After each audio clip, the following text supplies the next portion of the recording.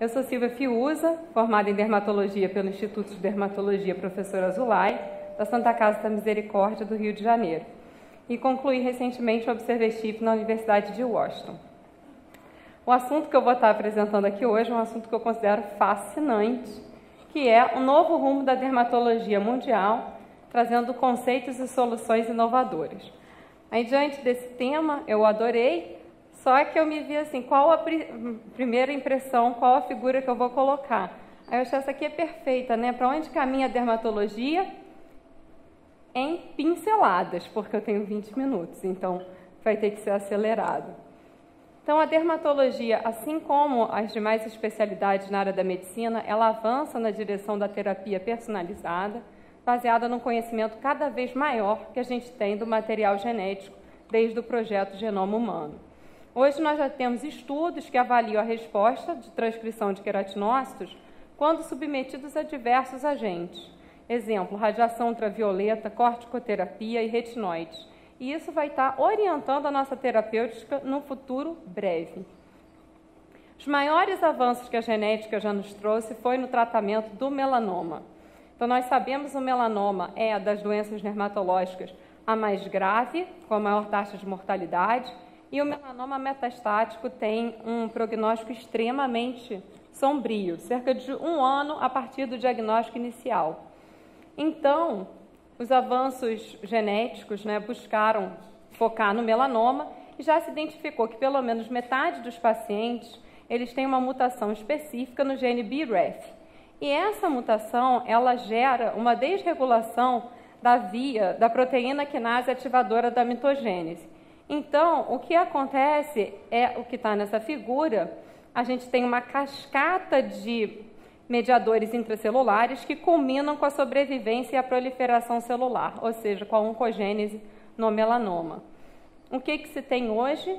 Tem o teste genético, você pode determinar as suas pares de bases, e com isso, você consegue determinar os pacientes que têm a mutação no gene BRAF podem ser candidatos a uma terapia. Está em fase 3 dos ensaios clínicos. O trametinib é um comprimido oral para o paciente que tem melanoma metastático que bloqueia uma das enzimas envolvidas nesse processo de sobrevivência e proliferação. Então, a gente sai de um prognóstico sombrio, com drogas que não funcionavam, uma quimioterapia com alta taxa de recidiva, e a gente caminha para uma terapia genética direcionada a esses pacientes com essa mutação específica. Os resultados são bastante promissores e foi submetido em 2012 a aprovação já para uso em melanoma metastático. O que se evidenciou com a genética é que, assim como as bactérias e vírus desenvolvem resistência, a mesma coisa acontece com o câncer. Então, já tem resistência à terapia genética, mas está se trabalhando com isso também, buscando outros bloqueios de outros mediadores envolvidos, baseado, de novo, no conhecimento maior do material genético. Então, esse é o futuro. No vitiligo também houve avanços genéticos, aqui com as setas estão os principais genes relacionados, mas a concordância entre gêmeos monozigóticos no vitiligo, ela é de apenas 23%. Então, isso levanta a questão, há algo além da genética. O vitiligo é o que melhor explica o conceito de epigenética, que é os hábitos de vida, as nossas experiências de vida, influenciam a forma como o DNA é expresso, ou seja, a forma como o DNA é lido. Então, geralmente, pacientes com vitiligo, cerca de 1/3 dos pacientes com vitiligo, tem um fator desencadeante, geralmente emocional, antes do aparecimento das lesões cutâneas. Então, eles têm a predisposição genética, mas diante desse fator ambiental, eles desenvolvem a forma ou segmentar ou generalizada, enfim. E a genética ela vai caminhar para tratar esses pacientes de forma personalizada.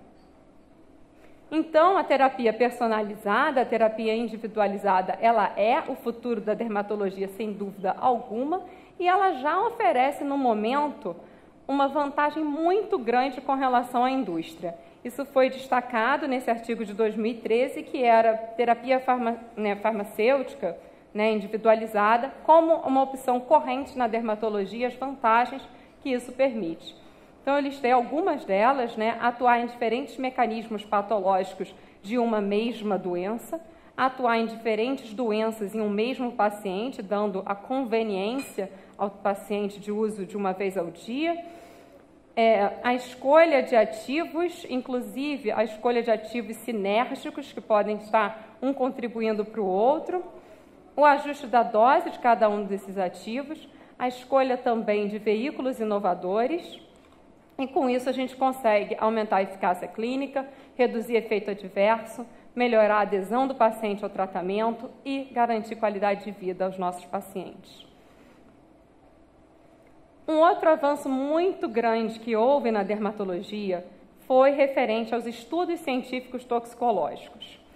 Hoje a gente já sabe uma lista de substâncias que são conhecidamente tóxicas, não só para a pele do paciente, mas para a saúde do paciente também.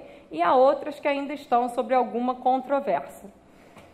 Há um aumento do conhecimento público a respeito dessas substâncias, mas a gente ainda não atingiu o ápice desse conhecimento, né? É uma curva, é uma linha crescente de ascensão, onde cada vez mais isso é divulgado pela mídia e as pessoas tomam conhecimento. Fazendo uma analogia, né, com a fotoproteção e filtro solar, a gente sabe que na década de 60 já haviam bastante estudos científicos, né, sugerindo a associação do sol com carcinogênese de pele, porém o uso, né, do filtro solar, em 72 criou-se o conceito do FPS, e depois, na década de 80, a relação do UVA com câncer ficou muito bem estabelecida. Hoje nós já temos o PPD e o FPS, e hoje cada vez mais regulamentações mais específicas a respeito da fotoproteção. E hoje o público, as pessoas em geral, estão cientes da necessidade do uso do filtro solar. A mesma coisa acontece hoje nos estudos toxicológicos e a gente ainda não atingiu esse ápice de divulgação pública, mas já há uma demanda muito grande por alternativas seguras e eficazes que não apresentam essas substâncias. Então, aqui eu coloquei só a foto do Hipócrates, né, o fundador da medicina. First, do no harm, ou seja, primeiro, não prejudique, não cause mal ao seu paciente. Essa daqui foi uma reportagem nesse jornal de ampla publicação, o Los Angeles Times. A reportagem era produtos isentos de parabenos, você deve se importar com isso, em 2011. E o que foi destacado é a necessidade já enorme de alternativas seguras e eficazes pelos americanos e mundialmente.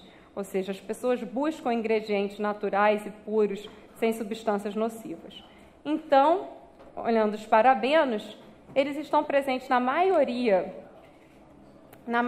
dos cosméticos, né, cerca de 99%, e já há estudos mostrando que eles podem ser absorvidos sistemicamente através da pele. Isso acontece principalmente se essa pele estiver lesada, ou seja, com alguma patologia dermatológica. Eles contêm uma atividade estrogênio, símile, então eles podem cursar com desregulação endócrina, toxicidade reprodutiva, há alguns estudos mostrando diminuição da quantidade de esperma e qualidade de esperma, ainda é algo que merece melhor investigação científica, e no desenvolvimento, né, de crianças, alergias e imunotoxicidade, alergias principalmente quando a pele está lesada. Eles foram encontrados no artigo de 2004 em biópsias de pacientes com câncer de mama, em concentrações similares a encontradas em produtos cosméticos. E isso levantou, né, a possível causalidade deles com o câncer de mama. É algo que merece também uma investigação melhor e novos estudos estão sendo feitos nesse momento. Mas já se sabe que o grupo de extremo risco são mulheres grávidas e crianças, e ele já, inclusive, ele é regulamentado, né, a quantidade máxima, e ele já foi banido, né, em Dinamarca para crianças abaixo de 3 anos. Então, a indústria da beleza, sabendo dessa procura grande das pessoas, né, por produtos paraben-free, tem várias marcas, lançou várias marcas cujo slogan principal é serem isentas de parabeno. Né? Então, essa é a melhor estratégia de marketing. Aqui eu listei algumas delas, nem coube no slide, aí eu desisti. E o interessante é que aquele artigo do Los Angeles Times, ele colocou que muitas delas substituem os parabenos por outro conservante ainda mais maléfico, que é o caso dos doadores do formaldeído. Então, os doadores de formaldeído, eles liberam formaldeído e já tem muita relação científica com câncer, reações alérgicas e irritações cutâneas e nocivos para o feto. Então, aqui é um artigo em pacientes com dermatite atópica, onde esses doadores de formaldeído, em pacientes com dermatite atópica, eles desenvolveram reações de hipersensibilidade tardia, ou seja, um PET teste positivo. Então, se aplicados em pacientes com dermatite atópica, o que você vai ter é uma exacerbação da doença de base. Então, aqui são as novas diretrizes toxicológicas, com tudo o que deve ser evitado. Eu citei os parabenos e doadores de formaldeído como exemplificação. E as novas bases do Fagron Advanced Derma, ela já segue essas diretrizes novas toxicológicas, sendo isentas de cada uma dessas substâncias, o que é muito importante. Um outro conceito novo, esse aqui foi retratado no Skin Therapy Letter em 2012, é um conceito novo a respeito do papel dos veículos. Então, o conceito novo é que não é o ativo que deve determinar o veículo, mas o veículo deve fazer parte do planejamento terapêutico. Levando em conta o quê? Levando em conta o tipo de pele do paciente, as preferências e a área, extensão da área a ser tratada. Então, os veículos inovadores e a linha Fagron Advanced Derma, ela está seguindo esses conceitos, eles, novamente, seguem as normas toxicológicas vigentes, podem ser usados em pele sensível ou sensibilizada, em gestantes, idosos e crianças, garante a estabilidade de diversos ativos, faz um tratamento contínuo, tanto fase aguda quanto manutenção. O sensorial único e sofisticado também é extremamente importante, porque garante a maior adesão ao tratamento. E cada veículo atende a um perfil específico da pele do paciente. Então, pele oleosa e mista, normal, seca, muito seca, pele lesada pela doença e uma pele de área específica, como couro cabeludo. Então, aqui estão listados, né, as bases que já foram lançadas e, né, a especificidade para os tipos de pele. É um material que vocês vão ter. E aqui eu coloquei, eu sou hiperativo, fico com esse negócio aqui querendo mostrar e acaba passando. Eu coloquei algumas fórmulas mostrando como escolher o veículo apropriado. Então, no caso, esse paciente, né, é um paciente jovem, sexo masculino, com uma pele oleosa e acne. Então, o veículo mais apropriado é o Phytalite, porque ele é um gel creme, ele não é comedogênico. E na fórmula eu coloquei umas sugestões de fórmulas bem básicas, peróxido de benzoíla 5 e clindamicina 1. A gente sabe que a associação da clindamicina com peróxido de benzoíla diminui a resistência microbacteriana à clindamicina e, além disso, aumenta a tolerância do paciente ao tratamento. Então, você garante maior adesão do paciente. Então, no caso desse paciente com presença de pústula, é uma boa opção de tratamento. No caso do Versatile, o Versatile, né, para pacientes com pele seca, por exemplo, melasma e fotoenvelhecimento, ele é uma excelente base. E eu coloquei aqui uma sugestão do ácido glicólico a 8%, que já mostrou melhorar a diferenciação epidérmica e proliferação de fibroblastos na derme. Então, a gente sabe que o ácido retinóico é extremamente eficaz no fotoenvelhecimento, com maior respaldo na literatura científica, e o ácido glicólico é uma boa opção para alternar, enfim. O paciente com dermatite atópica geralmente tem a pele extremamente seca, então Versatile Reach oferece como um veículo muito... Então, Versatile Reach, obrigada. Ele oferece justamente isso, de estar umectando a pele desse paciente, e a sugestão de fórmula é o Dexpantenol 5%. Tem um estudo que ele comparou, randomizado, duplo cego, o Dexpantenol 5% com a pomada de hidrocortisona 1%, e mostrou que ambos foram igualmente eficazes. Então, é uma excelente fórmula para usar quando o paciente está com uma dermatite atópica leve e não em um período de ativação da doença, poupando o corticoide para quando tem um flare, uma exacerbação da dermatite atópica. Então, é uma sugestão. País tropical, Brasil, né, todo mundo querendo ficar, ai meu Deus, todo mundo querendo ficar bonito. Coloquei uma sugestão de clareamento para a pele no verão. Né? O Nourivan Antioxi, ele contém antioxidante na formulação e isso vai garantir o quê? Estabilidade de ativos que oxidam com facilidade. Importante também que ele serve para pele normal, seca e muito seca, ou seja, ele é excelente. O sensorial também é único, sofisticado, desaparece logo, não deixa a pele grudenta. Um ácido cólico a 4%. Vital ET é uma vitamina E, fazendo um papel antioxidante, e a niacinamida impedindo a transferência, né, da melanina para os queratinócitos. Então, você conjuga o inibidor da tirosinase, e isso aqui é um exemplo de fórmula com ativos sinérgicos no tratamento do melasma e no envelhecimento. E, por último, o espumil.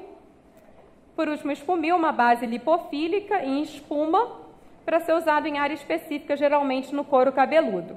Então, aqui é uma paciente com alopecia androgenética. E a sugestão de fórmula, novamente, uma fórmula bem básica, mas com eficácia já muito comprovada na literatura, minoxidil base 5% em espumil. Muito interessante ressaltar aqui o veículo. Ele oferece uma enorme vantagem, para o paciente em termos de comodidade terapêutica. Por quê? Porque não deixa o cabelo grudento, oleoso, pegajoso, não interfere no penteado, isso é especialmente importante para as mulheres, né? E além de mostrar a mesma eficácia.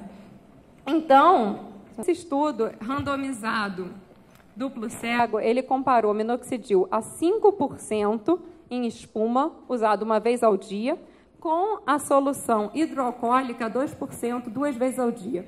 O minoxidil a 5% no veículo espuma foi tão eficaz clinicamente quanto a solução hidroalcoólica a 2% 2 vezes ao dia. A grande vantagem é que esse estudo encontrou várias reações adversas de eritema, de escamação no couro cabeludo, com a solução hidroalcoólica, isso não foi encontrado com veículo em espuma.